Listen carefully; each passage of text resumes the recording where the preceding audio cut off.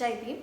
Doctor BR Ambedkar ಸಂಘದ ವತಿಯಿಂದ ಆಯೋಜಿಸಿರುವಂತಹ ರೀಡಿಂಗ್ ಅಂಬೇಡ್ಕರ್ ಓದು ಸರಣಿ 2 waiting for a visa chapter 2 back from the west and unable to find lodging in Baroda. In 1916, I returned to India. I had been sent to America by His Highness the Maharaja of Baroda for higher education. I studied at Columbia University in New York from 1913 to 1917. In 1917, I came to London and joined the postgraduate department of the School of Economics of the University of London. In 1918, I was obliged to return to India without completing my studies. Since I had been educated by the Baroda state, I was bound to serve the state. Accordingly, on my arrival, I straightaway went to Baroda. The reason why I left Baroda service are quite irrelevant to present purpose. I do not therefore wish to enter into them. I am only concerned with my social experiences in Baroda, and I will confine myself to describing them. My 5 years of staying in Europe and America had completely wiped out of my mind any consciousness that I was an untouchable. That an untouchable wherever he went in India was a problem to himself and also to others. But when I came out of the station, my mind was considerably disturbed by a question. Where to go? Who will take me? I felt deeply agitated. Hindu hotels called Vishis, I knew there were. They would not take me. The only way of seeking accommodation therein was my imprisonation. But I was not prepared for it because I could well anticipate the dire consequences which were sure to follow if my identity was discovered, as it was sure to be. I had friends in Baroda who had came to America for study. Would they welcome me if I went there? I could not assure myself. They may feel embarrassed at admitting an untouchable into their household. I stood under the roof of the station for some time, thinking where to go, what to do. If then struck me to enquire if there was any place in the camp. All passengers had by this time gone. I alone was left. Some hackney drivers who had failed to pick up any passengers were watching and waiting for me. I called one of them and asked if we knew if there was a hotel in the camp. He said that there was a Parsi inn and that they took paying guests. Hearing that it was an inn maintained by the Parsis, my heart was gladdened. The Parsis are followers of the Zoroastrian religion. There was no fear of being them as an untouchable, because their religion does not recognize the untouchability. With a heart glad with hope and mind free from fear, I put my luggage into the hackney carriage and asked the drivers to drive me to the Parsi inn in the camp. The inn was a 2-story building on the ground floor which lived an old Parsi with his family. He was a caretaker and supplied food to tourists who came there to stay. The carriage arrived and the Parsi caretaker showed me the upstairs. I went up while the carriage driver brought me up my luggage. I paid him and he went away. I felt happy that after all I had solved my problem of finding place to stay. I was undressing and I wanted to be at ease. In the meantime, the caretaker came with a book in his hand, seeing as he could well see my half-undressed state that I had no sadra and kasti. 2 things which prove that one is a Parsi. In a sharp tone, he asked me who I was. Not knowing that this inn was maintained by the Parsi community for the use of Parsis only, I told him that I was Hindu. He was shocked and told me that I could not stay in the inn. And I was thoroughly shocked by his answer and was cold all over. The question returned again, where to go? Composing myself, I told him that though I am Hindu, I had no objection to staying there. If I had no objection, he replied, how can you? I have to maintain a register of those who stay there in the inn. I saw his difficulty and I said, I could assume a Parsi name for the purpose of entering it in the register. Why do you object if I don't have any objection? You will not lose. I will earn something if I stay here. I could see that he was inclined favorably. Evidently, he had nourished tourists for a long time, and he did not like to forego the opportunity of making a little money. He agreed on condition that I pay him a rupee and a half per day for board and lodging, and entered myself as a Parsi in his register. He went downstairs and I heaved a sigh of relief. The problem was solved and I felt very happy but lost. I did not then know how short was to be this happiness. But before I describe the tragic end of my stay in this inn, I must describe how I passed my time during the short period I lived therein. The inn on the first floor had a small bedroom, and adjoining it was one small bathroom with a water tap in it. The rest was one big hall. At the time of my stay, the big hall was filled up with all sorts of rubbish, planks, benches, broken chairs, etc. In the midst of these surroundings, I lived a single solitary individual. The caretaker came up in the morning with a cup of tea, and he came again at about 9:30 am with my breakfast or morning meal. In third time, he came up at about 8:30 in the evening with my dinner. The caretaker came up only when he could not avoid it, and on these occasions he never stayed to talk to me.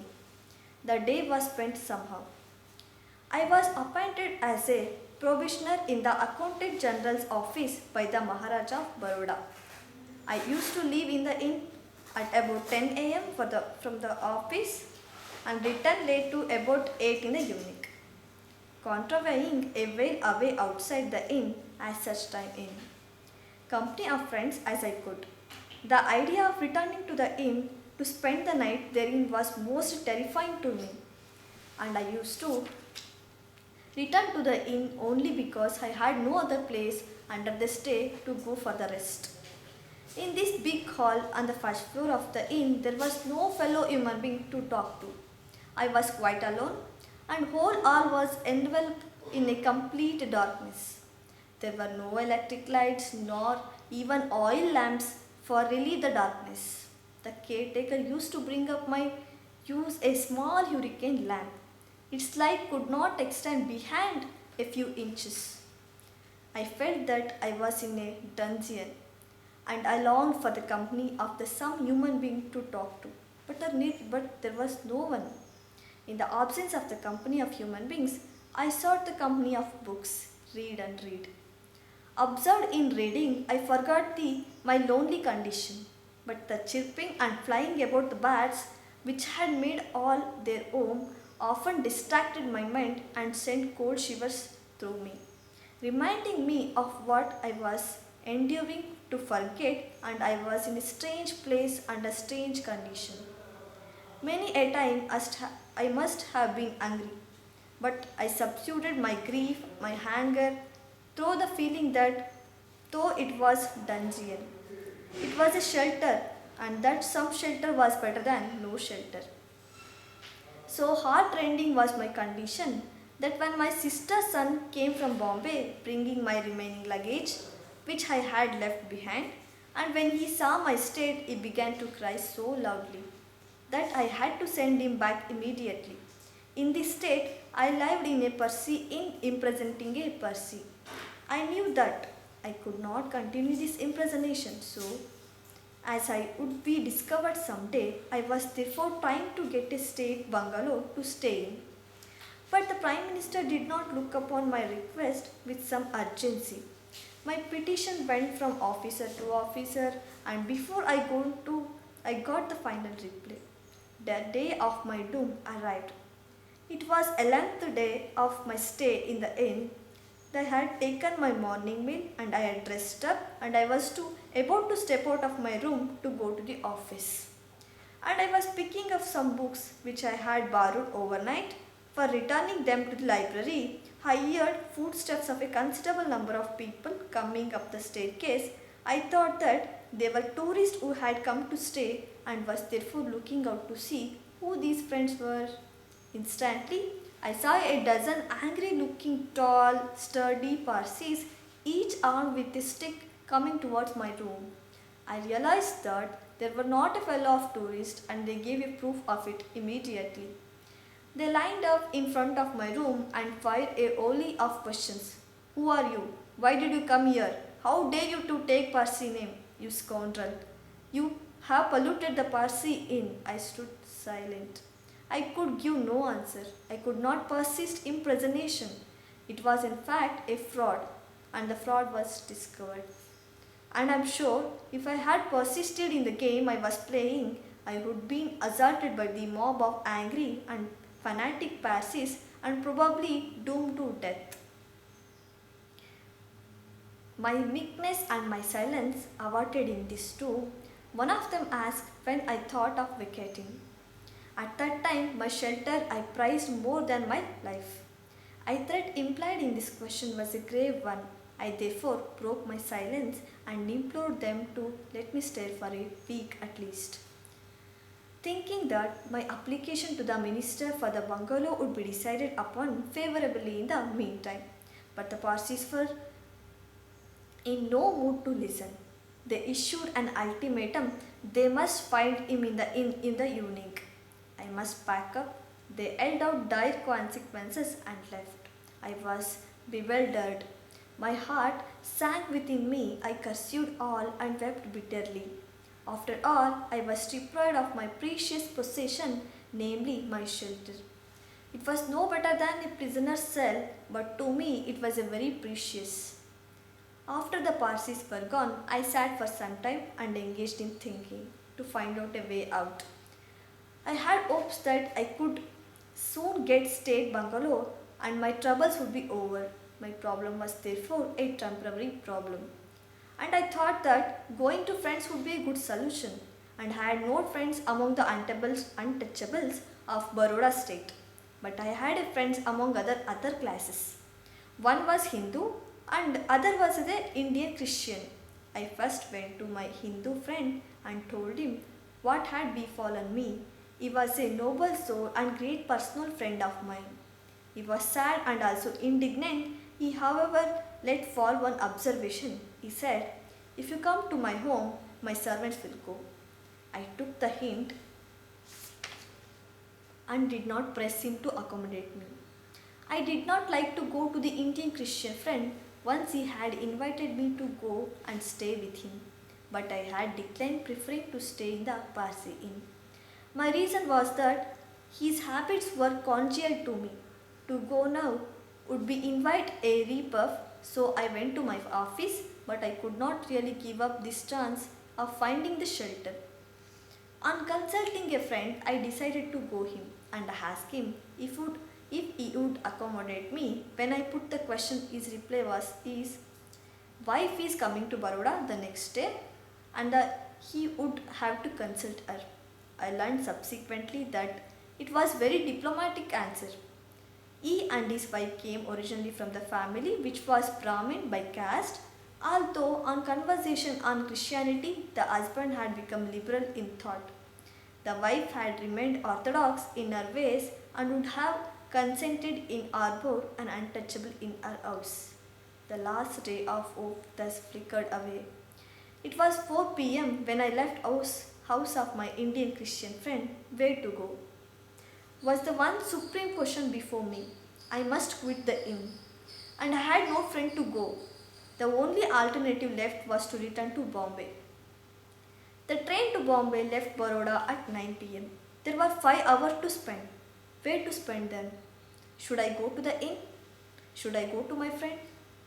I could not muster up sufficient courage to go back to the inn. I feared the Parsis might come and attack me. I did not like to go to friend. Though my condition was pitiable, I did not like to be tied. I decided to spend the 5 hours in the public garden which is called Kamati Bagh, on the border of the city and the camp. I sat there partly with a vacant mind, partly with a sorrow at the thought of what had happened to me. The thought of my father and mother as a children do when they are a foreign condition. At 8 p.m., I came out of the garden, took a carriage to the inn, brought down my luggage. The caretaker came out, but neither he nor I could utter a word to each other. He felt that he was in some way responsible for bringing me into trouble. I paid him his bill, he received it in a silence. I took his leave in silence. I had to go to Baroda with high hope. I had given up many offers. It was wartime. Many places in the Indian educational service were vacant. I knew very influential people in London, but I did not seek any of them. I felt that my duty was to offer my services first to the Maharaja of Baroda, who had financed me education, and here I was driven to leave Baroda and return to Bombay. After a stay of only 11 days, this scene of dozen Parsis armed with sticks lined before me in a mincing mood. Myself standing before them with a terrified look, imploring of for mercy, is a scene which is so long period of 18 years has not succeeded in fading away. I can even now vividly recall it, never recall it without tear of my eyes. It was then for the first time I learned that a person who is untouchable to the Hindu is also untouchable to the Parsis. ಈ ಚಾಪ್ಟರಲ್ಲಿ ನಾವೇನು ತಿಳ್ಕೊಬೋದು ಅಂತ ಹೇಳಿದ್ರೆ, ಅವರು ಒಂದು stay ಮಾಡೋದಕ್ಕೆ ಅಷ್ಟೊಂದು ಕಷ್ಟಪಟ್ಟಿದ್ದಾರೆ. ತುಂಬ ಪಾರ್ಸಿಸಿಂದ ಅಟ್ಯಾಕ್ ಆಗಿರ್ಬೋದು, ಆ ಒಂದು ಸ್ಟೇಗೋಸ್ಕರನೇ ಇಷ್ಟು ಕಷ್ಟಪಟ್ಟಿದ್ದಾರೆ. ಆವಾಗ 1980ಸಿಂದ ಇವಾಗೂ ಸಹ ನೋಡ್ಕೊತ ಬಂದರೆ ಅಂದರೆ ಹಳ್ಳಿಗಳಲ್ಲಿ ಇವಾಗೂ ಸಹ ನೋಡ್ಬೋದು ಅವ್ರಿಗೆ ಸ್ಟೇ ಮಾಡೋದಕ್ಕೆ ತುಂಬಾ ಕಷ್ಟ ಆಗ್ತಿರುತ್ತೆ. ಲೈಕ್ ಅವ್ರು ಅನ್ಟಚಬಲ್ ಅಂತ ಗೊತ್ತಾಗಿದ್ದ ತಕ್ಷಣ ಅವ್ರಿಗೆ ಸ್ಟೇ ಮಾಡೋದಕ್ಕೆ ಒಂದು ಪರ್ಮಿಷನ್ ಸಹ ಕೊಡ್ತಿರಲ್ಲ, ಅವ್ರಿಗೆ ಸಪ್ರೇಟ್ ಒಂದು ಇಟ್ಟಿರ್ತಾರೆ. ಈ ಅನ್ಟಚಬಿಲಿಟಿ, ಅಸ್ಪೃಶ್ಯತೆ ಅನ್ನೋದು ನಮ್ಮ ದೇಶದಿಂದ ಯಾವಾಗ ನಿರ್ಮೂಲನೆ ಆಗುತ್ತೋ ಆವಾಗ ಈಕ್ವಾಲಿಟಿ ಅನ್ನೋದು ಬರುತ್ತೆ. ಎಲ್ಲರಿಗೂ ಸಹ ಒಂದು ಫ್ರೀಡಮ್ ಅನ್ನೋದು ಸಿಗುತ್ತೆ. ಎಲ್ಲರಿಗೂ ಈಕ್ವಾಲಿಟಿ ಅನ್ನೋದು ಫಸ್ಟ್ ಬರಬೇಕು. ಅವರು ಎಷ್ಟು ರೀತಿ ಕಷ್ಟಪಟ್ಟು ಅಂಬೇಡ್ಕರ್ ಅವರು ಲೋನ್ಲಿ ಫೀಲ್ ಆಗ್ತಿದ್ರು, ಡಾರ್ಕಲ್ಲಿ ಸಹ ಇದ್ದರೂ ಸಹ ಅವರಿಗೆ ಬುಕ್ಕೇ ಒಂದು ಕಂಪ್ಯಾನಿಯನ್ ಆಗಿತ್ತು. ಯಾರು ಮಾತಾಡೋಕ್ಕಿರಲಿಲ್ಲ ಅಂದಾಗ ಆವಾಗ ಅವರಿಗೆ ಬುಕ್ಕನ್ನ ಓದಬೇಕು, ತುಂಬ ಅದು ಒಂದು ಕಂಪ್ಯಾನಿಯನ್ ಆಗಿ ಸಿಕ್ತು. ಅವರಷ್ಟು ಕಷ್ಟಪಟ್ಟು ಇದನ್ನೆಲ್ಲ ಅನ್ಟಚಬಿಲಿಟಿ ನಿರ್ಮೂಲನೆ ಮಾಡಬೇಕು ಅಂತ ಇಷ್ಟೆಲ್ಲ ಕಷ್ಟಪಟ್ಟಿದ್ದಾರೆ. ಬಟ್ ಇವಾಗೂ ಸಹ ಅದನ್ನು ರಿಮೂವ್ ಮಾಡೋಕ್ಕಾಗ್ತಾ ಇಲ್ಲ. ಸೊ ಈ ಅನ್ಟಚಬಲ್ ಅನ್ನೋದು ಫಸ್ಟ್ ನಮ್ಮ ದೇಶದಿಂದ ಹೋಗಬೇಕು. ಜೈ ಭೀಮ್.